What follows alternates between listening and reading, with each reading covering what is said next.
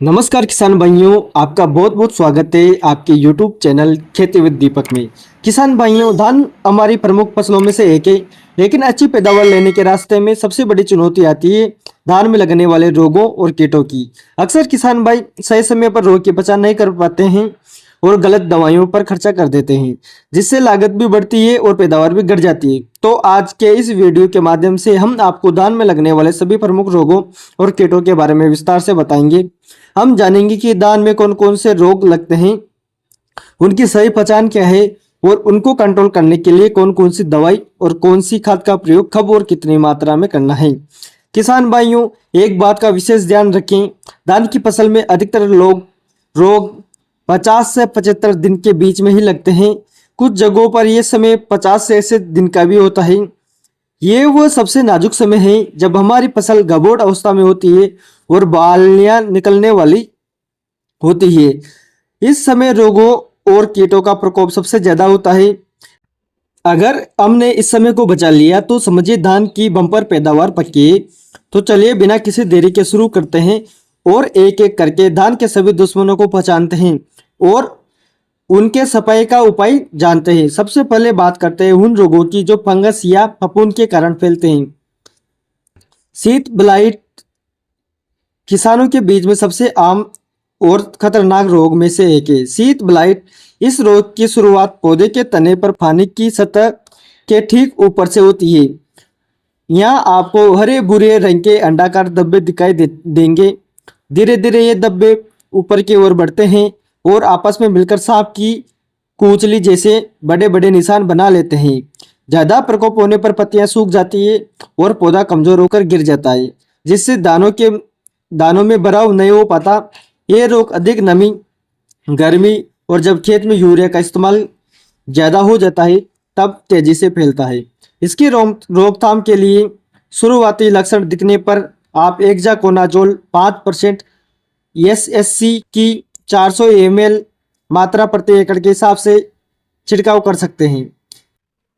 अगर प्रकोप ज्यादा है तो आप एजेक्सोस्ट्रोबिन 8.2% प्लस डाइफेनाकोनाजोल 11.4% एससी की 200 ml मात्रा प्रति एकड़ के हिसाब से स्प्रे कर सकते हैं। इसके अलावा आप टेबुकोनाजोल 50% प्लस ट्राइफ्लोस्ट्रोबिन 100 ग्राम मात्रा प्रति एकड़ के हिसाब से भी स्प्रे कर सकते हैं। इसका भी आपको बहुत ही शानदार परिणाम दिखाई देगा।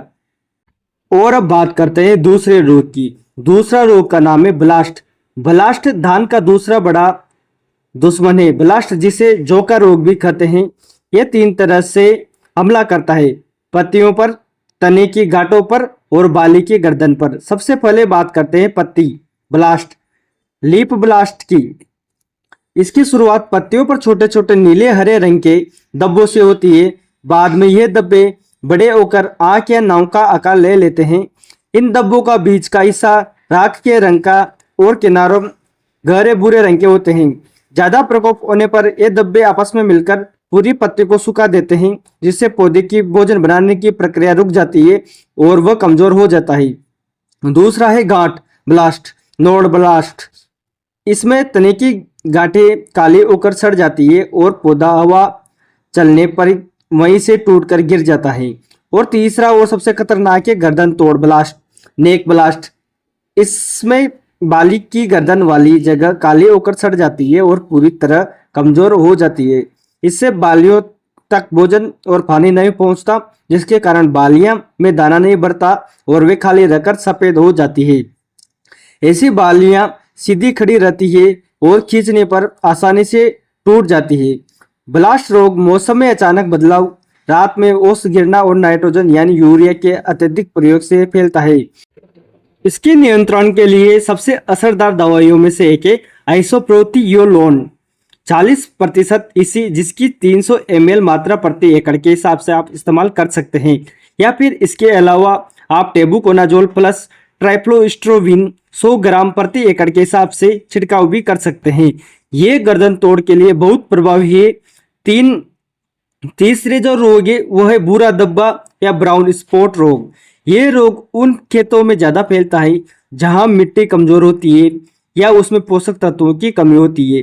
इसकी पहचान के लिए पत्तियों पर बनने वाले छोटे छोटे गोल तिलके जैसे गहरे भूरे धब्बे, इन धब्बों के चारों ओर एक हल्का पीला घेरा भी बन जाता है।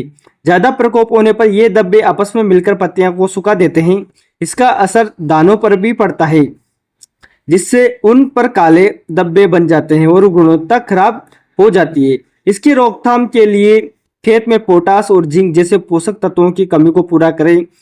दवाई के तौर पर आप शुरुआती अवस्था में मेनकोजेब 75% WDG 500 ग्राम मात्रा का छिड़काव कर सकते हैं। रोग बढ़ने पर प्रोपिकोनाजोल 25% इसी की 200 ml मात्रा प्रति एकड़ के हिसाब से छिड़काव करें। और अब बात करते हैं धान की फसल में अगले रोग की। अगला रोग है धान की फसल में हल्दिया रोग, जिसे कंडवा रोग भी हम कह सकते हैं। जब धान की बालियां निकलने लगती है तब एक और रोग आता है जिससे हम हल्दिया रोग या पल्स स्मट कहते हैं। इसमें धान के कुछ दानों की जगह मखमली हरे पीले रंग के गोले बन जाते हैं। बाद में ये फटकर नारंगी और फिर काले पाउडर के में बदल जाते हैं। इससे दानों की गुणवत्ता खराब हो जाती है और वजन कम हो जाता है। ये रोग भी बारिश वाले मौसम और हवा में ज्यादा नमी होने से फैलता है। ध्यान रखें, इस रोग के लक्षण दिखने के बाद इसका नियंत्रण मुश्किल होता है, इसलिए इसका छिड़काव बालें निकलने से ठीक पहले यानी गब्बोट अवस्था में ही करना चाहिए। इसके लिए आप प्रोपिकोनाजोल 25% इसी की 200 ml मात्रा या कॉपर ऑक्सीक्लोराइड 55% WP की 400 ग्राम मात्रा को प्रति एकड़ के हिसाब से स्प्रे कर सकते हैं। अब बात करते हैं बैक्टीरिया और वायरस से होने वाले रोगों की। बैक्टीरियल लीफ ब्लाइट BLB किसान भाइयों, ये एक जीवाणु यानी बैक्टीरिया से होने वाला रोग है, इसलिए इस पर फफूंदनाशक दवाइयां काम नहीं करती है। इसमें पत्तियां नोक की तरफ से या किनारों से सूखना शुरू होती है। ये सूखी हुई धारियां लहरदार होती है। सुबह के समय आप देखेंगे कि पत्तियों की नोक पर पीला चिपचिपा पदार्थ लगा होता है जो सूख कर पत्तियों को बिल्कुल नष्ट कर देता है। इसके नियंत्रण के लिए आप स्ट्रेप्टोमाइसिन 6 ग्राम मात्रा को 400 ग्राम कॉपर ऑक्सीक्लोराइड के साथ मिलाकर 150 से 200 लीटर पानी में प्रति एकड़ छिड़काव कर सकते हैं। या फिर इसकी जगह आप कासुकामाइसिन प्लस कॉपर ऑक्सीक्लोराइड जो धानुका की कोनिक आती है उसका भी स्प्रे कर सकते हैं। उसका भी आपको इसमें बहुत ही शानदार रिजल्ट देखने को मिलेगा। अब बात करते हैं इसके लक्षण दिखने पर खेत में यूरिया का प्रयोग तुरंत रोक देना चाहिए। और अब बात करते हैं एक महत्वपूर्ण सूचना के बारे में। किसान भाइयों, ब्लास्ट रोग का भ्रम अब एक महत्वपूर्ण जानकारी आपको देते हैं। कई किसान भाई ब्लास्ट का या झुलसा रोग के बारे में पूछते हैं, जैसे अर्ली ब्लाइट और लेट ब्लाइट। यहाँ ये जानना बहुत जरूरी है कि अर्ली ब्लाइट यानी अगेती झुलसा और लेट ब्लाइट यानी पछेती झुलसा, ये दोनों रोग मुख्य रूप से आलू और टमाटर जैसी सब्जियों में फसलों में लगते हैं। इन रोगों का धान की फसल से कोई भी संबंध नहीं है। अक्सर धान की पत्तियों के सूखने या उन पर धब्बे बनने को किसान भाई झुलसा रोग समझ लेते हैं। धान में जब पत्तियां ऊपर से या किनारों से सूखती है तो वो झुलसी हुई दिखती है, तो इसका कारण अधिकतर बैक्टीरियल लीफ ब्लाइट BLB होता है, जिसकी पहचान लहरदार सूखी हुई धारियां है। या फिर ये ब्लास्ट रोग का गंभीर प्रकोप भी हो सकता है, जिसमें पत्तियों पर आंख के आकार के धब्बे बनते हैं। इसलिए अगर आपके धान में झुलसा रोग जैसे लक्षण हैं तो कृपया अर्ली या लेट ब्लाइट की दवा न ढूंढें, बल्कि ये पहचान करें कि आपकी फसल में बैक्टीरियल लीफ ब्लाइट है या फंगस ब्लास्ट है और उसी के अनुसार उन दवाइयों का प्रयोग करें, जिसके बारे में हमने इस वीडियो में पहले ही विस्तार से बताया है। ये रोग की सही पहचान ही सही इलाज की पहली सीढ़ी है। विषाणु या वायरस जनित रोगों का कोई सीधा रासायनिक इलाज नहीं होता है। यह रोग एक कीड़े जैसे छोटा भूरा माऊ कहते हैं उसके द्वारा फैलता है। इसकी पहचान यह है कि नई निकलने वाली पत्तियों पर पीली या सफेद धारियां बन जाती है, पौधे की बढ़वार रुक जाती है, वह बोना रह जाता है और पत्तियां मुड़ जाती है। ऐसे पौधों में बालियां या तो निकलती ही नहीं या फिर बहुत छोटी और खराब निकलती है, क्योंकि इसका कोई सीधा इलाज नहीं है। इसलिए इसे फैलाने वाले कीड़े को नियंत्रण करना ही एकमात्र उपाय है। इसके लिए आपको भूरा माऊ को नियंत्रण करने वाली कीटनाशकों जैसे पाइमेट्रोजन 50% WG की 120 ग्राम मात्रा का छिड़काव करना होगा। अब बात करते हैं पोषक तत्वों की कमी से होने वाली समस्या की।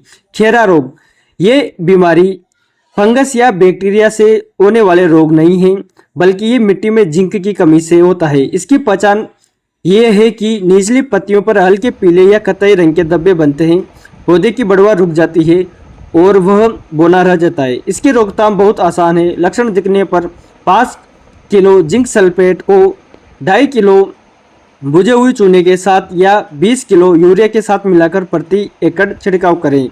अब बात करते हैं धान की फसल को नुकसान पहुंचाने वाले प्रमुख कीटों की। तना छेदक या स्टेम बोरर, ये धान का सबसे बड़ा कीट शत्रु है। इसको सुंडी तने के अंदर घुसकर उसे खा जाती है। अगर इसका हमला कल्ले फूटने के समय होता है तो पौधे के बीच वाली पत्ती, जिसे गोब कहते हैं, सूख जाती है। इसे डेड हार्ड कहते हैं। अगर अमला बालें निकलने के बाद होता है तो पूरी की पूरी बाली सूख जाकर सफ़ेद हो जाती है और उसमें दाना नहीं बनता। इसे वाइट ईयर कहते हैं। इसकी रोकथाम के लिए रोपाई के 20 से 25 दिन बाद कार्टाप हाइड्रोक्लोराइड 4% जी की 8 किलोग्राम मात्रा या पिप्रोनिल 0.3% GR की 8 से 10 किलोग्राम मात्रा प्रति एकड़ खेत में डालें। खड़ी फसल में प्रकोप होने पर क्लोरोएंट्राप्रिनोल 8.5% SSC की 60 ml मात्रा प्रति एकड़ का छिड़काव करें। पत्ती लपेटक या लीफ फोल्डर, इस कीट की सूंडी पत्ती के दोनों किनारों पर रेशम से लपेटकर अंदर छिप जाती है और पत्ती के अंदर हरे पदार्थ को खुरच कर खा जाती है, जिससे पत्तियों पर सफेद धारियां बन जाती है।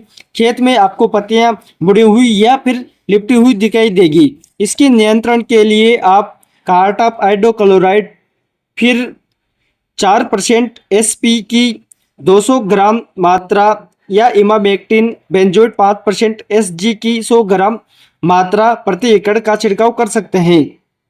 अब बात करते हैं किसान भाइयों भूरा माहू BPH ब्राउन प्लांट ओपर की। यह कीट पौधे के तने पर पानी की सतह के पास झुंड में पाया जाता है और पौधे का रस चूसता है।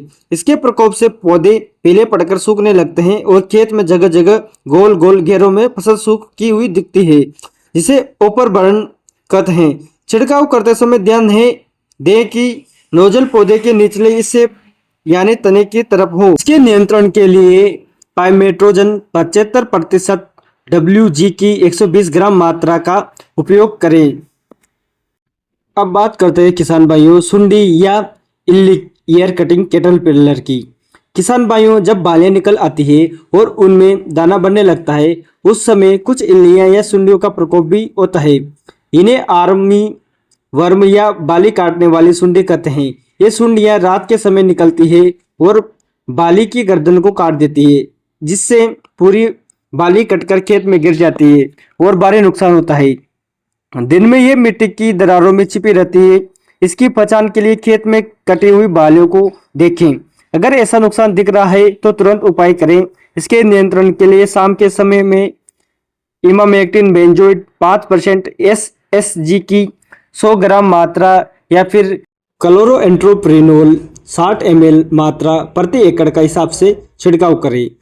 ये धान की फसल में लगने वाले प्रमुख रोग और कीटों की A to Z जानकारी है। हमने हर रोग और कीट की पहचान, उनके आने वाले समय और उनके रासायनिक व जैविक नियंत्रण के बारे में विस्तार से जाना। हमें पूरी उम्मीद है कि इस वीडियो में दी गई जानकारी आपके काम आएगी और आप इन सभी उपायों को अपनाकर अपनी धान की फसल को रोगों और कीटों से सुरक्षित रख पाएंगे, जिससे आपको निश्चित ही एक बम्पर पैदावार मिलेगी। अगर आपको हमारी ये मेहनत और जानकारी पसंद आई तो कृपया इस वीडियो को एक लाइक जरूर करें। आपके एक लाइक से हमारा हौसला बहुत बढ़ता है और इस वीडियो को दूसरे किसान भाइयों के साथ व्हाट्सएप और फेसबुक पर शेयर करना बिल्कुल ना भूलें, ताकि ये महत्वपूर्ण जानकारी ज़्यादा से ज़्यादा लोगों तक पहुंच सके और ये भी इसका लाभ उठा सकें। आपके मन में धान की फसल से जुड़ा कोई भी सवाल हो या फिर किसी और फसल पर वीडियो चाहते हो तो अपनी राय हमें नीचे कमेंट बॉक्स में ज़रूर बताएं। हम आपके हर कमेंट को पढ़ते हैं और जवाब देने की पूरी कोशिश करते हैं।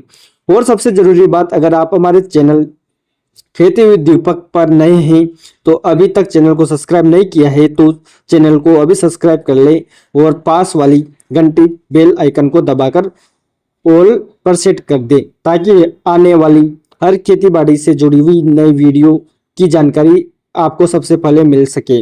मिलते हैं अगले वीडियो में एक और नई उपयोगी जानकारी के साथ। तब तक के लिए स्वस्थ रहिए, अपनी फसल का ध्यान रखिए। धन्यवाद।